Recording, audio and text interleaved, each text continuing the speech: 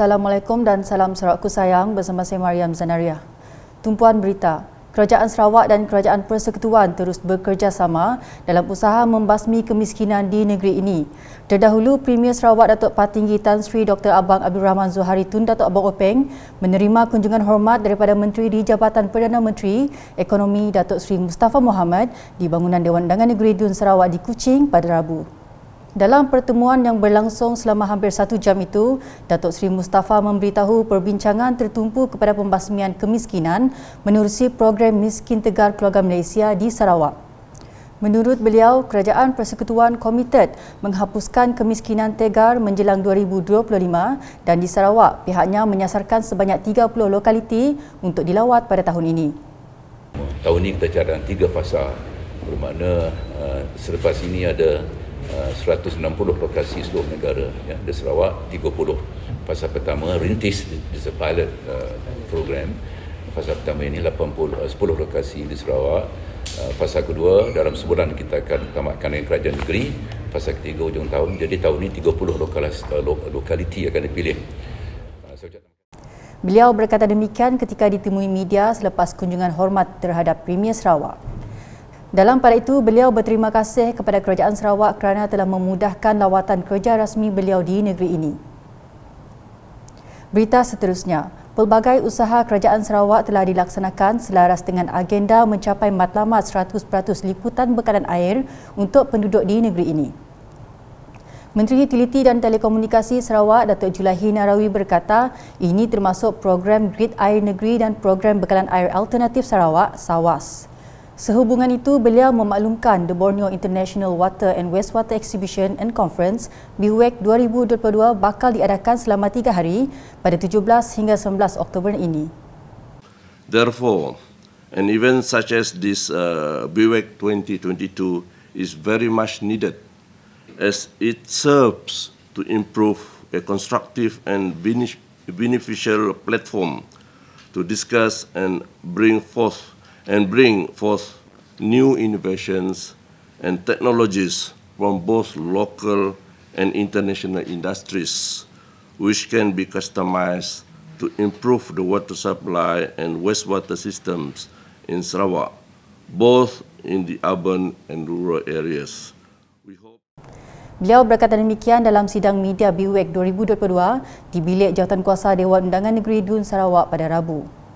Datuk Julaihi menambah, topik yang akan diperbincangkan pada BWEC 2022 meliputi strategi pemulihan pasca COVID, grid bekalan air, pengurusan sumber air, sistem pengurusan sisa bekalan air serta transformasi digital. Turut hadir Timbalan Menteri Utiliti dan Telekomunikasi Datuk Liwan Lagang, Timbalan Menteri Utiliti dan Telekomunikasi Utiliti Datuk Dr. Abdul Rahman Junaidi dan Setiausaha Tetap Kementerian Utiliti dan Telekomunikasi Datuk Insinyur Elis Jawan Empaling. Laporan berikutnya, sejumlah 1.68 juta ringgit telah diperuntukkan untuk membantu pemain-pemain industri pelancongan di Sarawak yang telah terjejas akibat penularan wabak COVID-19. Menurut Menteri Pelancongan, Industri Kreatif dan Seni Persembahan Sarawak, Datuk Seri Abdul Karim Rahman Hamzah, peruntukan tersebut telah diberikan oleh Kerajaan Negeri melalui pakej Bantuan Khas Sarawakku Sayang PKSS 3.0 dan 6.0 yang lepas. To reduce the impact of COVID-19, the Sarawak State Government has implemented 8 assistance packages, namely Bantuan BKSS 1.0 to BKSS 8.0 with 30 measures involving an expenditure of ringgit Malaysia 5.7 billion. A total of ringgit Malaysia 1.68 million was allocated through BKSS 3.0 and BKSS 6.0 to Sarawak tourism industry players, which Beliau menjelaskan demikian pada sesi penggulungan kementeriannya dalam persidangan Dewan Undangan Negeri Dun Sarawak ke-19 di Kuching pada Rabu. Sementara itu, Datuk Seri Abdul Karim berkata Sarawak optimistik untuk menerima 1.2 juta pengunjung yang dijangka menjana 3.2 bilion ringgit resit pelancongan bagi tahun 2022.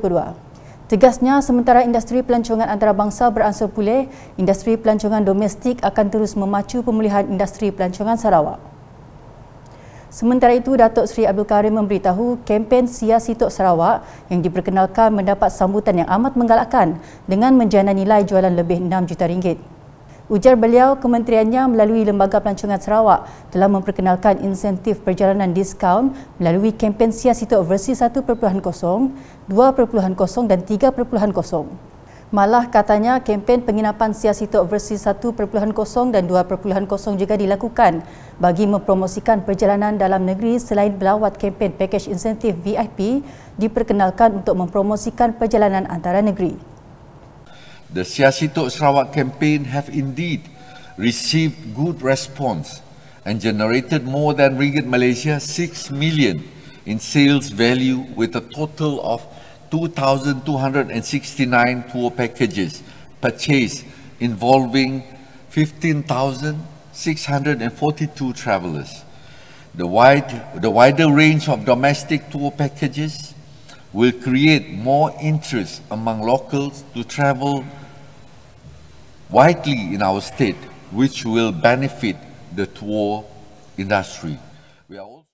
Tambah beliau, pihak kementeriannya juga bekerjasama dengan industri perhotelan melalui Malaysia Persatuan Hotel MAH dan Persatuan Hotel Bajet Malaysia MyBHA untuk mengadakan kempen staycation penginapan Sia Sitok dengan 50% diskaun penginapan hotel. Sementara itu, sistem transit aliran autonomi ART untuk Bandar Kuching akan beroperasi pada tahap 2 iaitu automasi separa berdasarkan definisi oleh Persatuan Jurutera Automotif SAE. Menteri Pengangkutan Sarawak Datuk Seri Lee Kim Shin menjelaskan sistem itu membolehkan kenderaan mengawal kedua-dua kelajuan dan kedudukan lorong kenderaan. Beliau menjelaskan terdapat 6 tahap pemanduan autonomi mengikut definisi SAE. Level 0, there is no automation, meaning that the driver is in complete control of the vehicle at all time. Level 1 is where driver assistance is needed to do all the driving, but with some basic help from the vehicle in some situations such as automatic emergency braking or lane centering. Level 2 is where there is partial automation, where the vehicle can take control of both the vehicle speed and lane position in limited situations.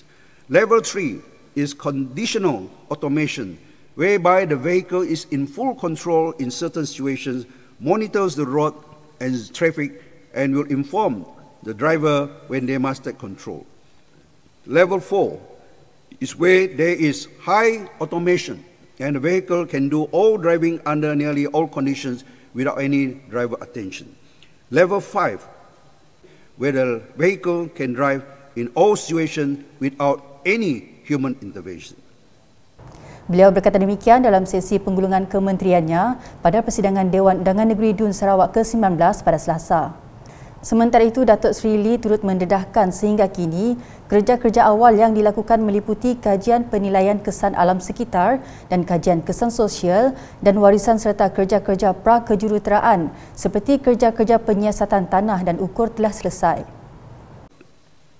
To date, the preliminary work done are completed environmental impact assessment and social heritage assessment studies, as well as pre-engineering works such as soil investigation and surveying works.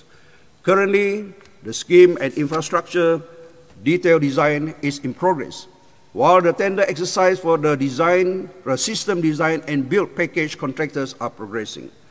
As for the land acquisition exercise for the Kuching Urban Transportation System project, this will be done in stages commencing in the third quarter of this year. 3 locations for the proposed transit-oriented development, or in short, TOD, have been identified and expected to increase in the future, especially upon the completion and operation of the ART.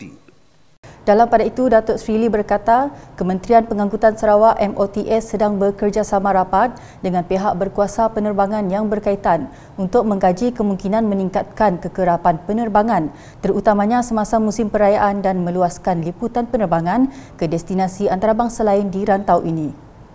Jelas beliau, kementeriannya juga sedang memantau dengan teliti bilangan kekerapan penerbangan keluar dan dalam Sarawak. My ministry is monitoring closely the number of flight frequency into and within Sarawak. There must be enough flights to serve the needs of travellers and for the movement of cargoes. To date, the number of approved weekly flights into Sarawak is 619, comprising 33 international flights and 586 domestic flights. Menjelas mengenai isu tular tambang penerbangan yang tinggi dikenakan oleh syarikat penerbangan kepada penumpang ke Sarawak, terutamanya pada musim perayaan baru-baru ini, beliau berkata tindakan pembaikan telah diambil oleh kedua-dua Kementerian Pengangkutan Malaysia dan Suruhanjaya Penerbangan Malaysia MEFCOM untuk memastikan harga tiket penerbangan adalah berpatutan. Sekian edisi malam bersama saya Mariam Zanaria. Berita lebih lanjut boleh didapati di semua platform media sosial UKAS termasuk portal ukas.sarawak.gov.my dan UKAS channel di YouTube. Salam UKAS.